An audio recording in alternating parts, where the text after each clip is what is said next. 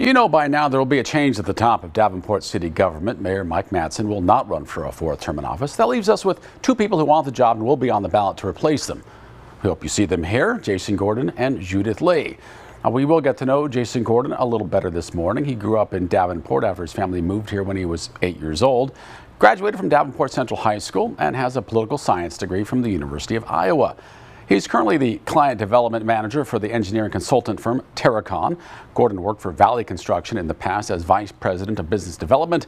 He was also the vice president of public affairs for the Quad Cities Chamber of Commerce. Gordon has government experience as well. He spent 8 years on Davenport City Council as alderman at large from 2010 to 2018.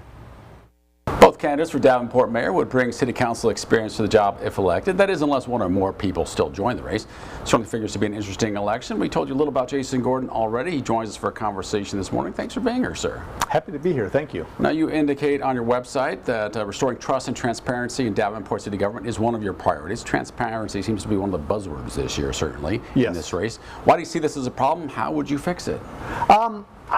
It's a problem because, in particular, with the situation that involved 3 former employees leaving the city with payouts, I think there was an element of that felt very secret, that it was done in a secret fashion, that the information was not released to the public until it was the Wednesday before Thanksgiving, which I think is problematic.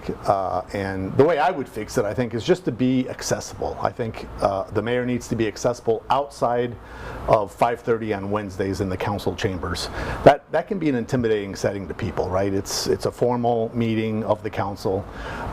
It's not easy to get up and speak in front of that group, and so I would want to be accessible, hold open sessions in our public libraries, in community buildings, at set times, and times that work with people's schedule. So after work, on weekends, where I can be approached in a very comfortable setting and people can ask questions and give their opinions. What's your take on the fact that the city hasn't been so forthcoming with the state auditor trying to get some of this information?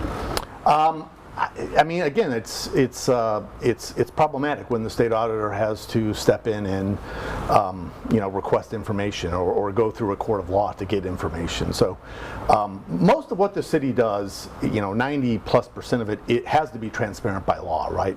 Open meetings, open records.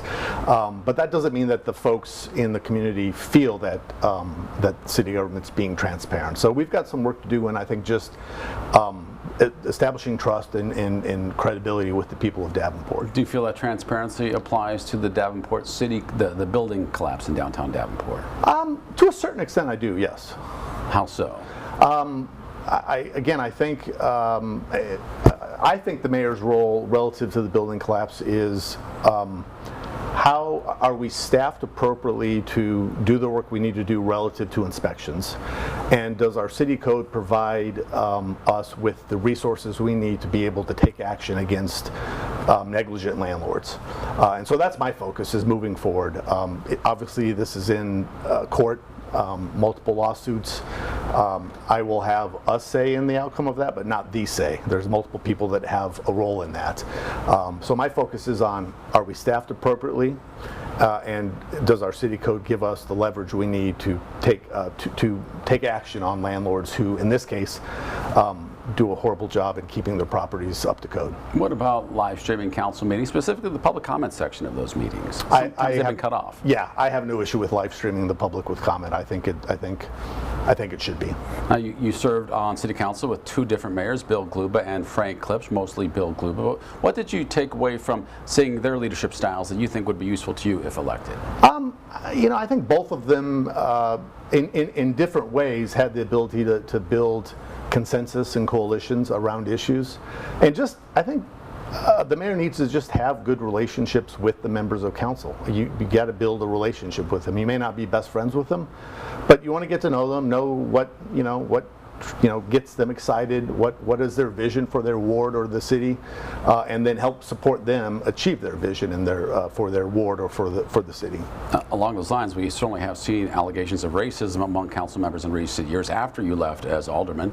How would you approach any behavioral problems on city council like that if that were to come your way? I think it's just like any organization. You have to immediately address it. with HR and just make sure that those situations don't happen, and that you take appropriate action to discipline those or remove those from employment who would do such things. What was your reaction in when that went public on the city council? I hate to speculate. I wasn't there, so I know what. Just by what you've seen and what you've heard. Yeah, I mean, that was even something that was even an issue on the city council. Here's what I would say: if I were mayor, I would be troubled if any member of city council felt discriminated against in any way, and I would want to rectify that immediately. Another buzzword we hear in political campaigns is economic development, always in political campaigns, especially mayoral races. Yep. You mentioned focusing on growth in West Davenport would be a priority for you, another one of them. How would you make that happen, considering a lot of the development is in other parts of the city? Well, you've got opportunity, and you've got it's the right time and the right opportunity to go west. The city is investing in its infrastructure out west. We're putting in a sewer line that's going to drop out just under Interstate 280. That's going to open up thousands of acres to development where there wasn't sewer access before. So it's, I hate to call it the low-hanging fruit, but it's where we need to go. It's a city that's already part of the city of Davenport. We don't have to annex it. It's part of our school district, so the tax growth will benefit both the city and school district. Anywhere farther north or north and east, you're going to run into Eldridge or the city of Bettendorf. You may have to annex land from the county. This is just the easiest and the most opportune place to go. Do you have any specific ideas what you'd like to see on the west side of Davenport? Is that more industrial complex type of stuff? Is it residential? Is it commercial? How do you see that? And how do you get developers interested besides the obvious sewer development? Yep, I think it's all the above, Jim. I think it's residential. I think it's commercial. We also desperately need a new industrial park like we have in the Eastern Iowa Industrial Center. Mm-hmm. One of the challenges I think the Quad Cities, both sides of the river, have right now is a lack of sites, ready sites for developers, for site selectors. And so I would like to get land under control. I don't necessarily care who controls the land as long as they're a willing partner with the city, so that when site selectors come to town, when Debbie Durham and her organization, Iowa Economic Development Authority, have leads that want to locate in the Iowa Quad Cities, we have sites for them to go. Now, we've seen downtown is always a priority in almost every city, and certainly no exception for Davenport. We have seen some businesses in downtown fail that were popular for a while. The Analog Arcade Bar is one, for example, along with some restaurants that come to mind. What can be done, I guess, to make sure downtown is more vibrant, remains vibrant? I think so. I think downtown is really successful, obviously, and I think it's starting to build on its own momentum over the years. So, you mentioned the arcade bar that's closing. I suspect something will move into that space in the next year or so. So you see that turnover that just naturally occurs, but you also see those spaces pretty quickly get filled up with something new. And I think Kyle Carter and the Downtown Davenport Partnership do a great job in bringing in opportunities to vacant spaces in downtown. And again, I have a theme here. It's go west. I think downtown's next iteration is a westward development. Down the closer 3rd to the and 4th Centennial Street. Bridge. Yep, as well. Close, and that's going to be an opportunity for us. The Illinois DOT is going to build a new bridge, Centennial Bridge.